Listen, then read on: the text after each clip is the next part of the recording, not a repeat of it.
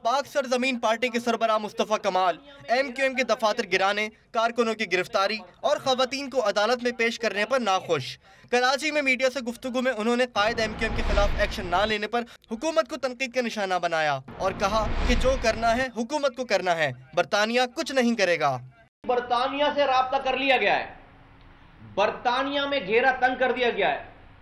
उसने क्या बरतानिया को गाली बकी है क्या?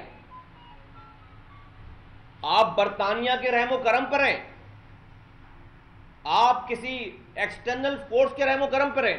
नहीं करे बरतानिया कुछ 5 सालों से नहीं करेगा कुछ बरतानिया, मैं बोल रहा हूं आपको। उन्होंने मुत्तहिदा और कायद MQM को एक करार दिया और कहा कि कायद MQM के राव से ताल्लुकात का इल्म फारूक सत्तार को भी है, वो सच नहीं बोल सकते तो झूठ भी ना बोलें। क्या उनके सामने वो सारी डिटेल नहीं है कि 22 सालों से 20 सालों से रॉ से हम फंडिंग लेते रहे? क्या उन लंदन के वुकला से मीटिंग करने में हमारे पास सारे डॉक्यूमेंट्स क्या नहीं दिखाए गए सारे लोगों को? क्या उसकी तैयारी के सिलसिले में सारी मालूमात फारूक भाई आपके पास नहीं है? क्या फारूक भाई आपको नहीं पता कि अल्ताफ हुसैन रॉ के एजेंट है? उनका कहना था कि लंदन में बैठे शख्स ने कौम का बेड़ा गर्क कर दिया, लेकिन जल्द ही लोग कायद MQM के नाम की जो चीजें रह गई हैं वो खुद मिटाएंगे।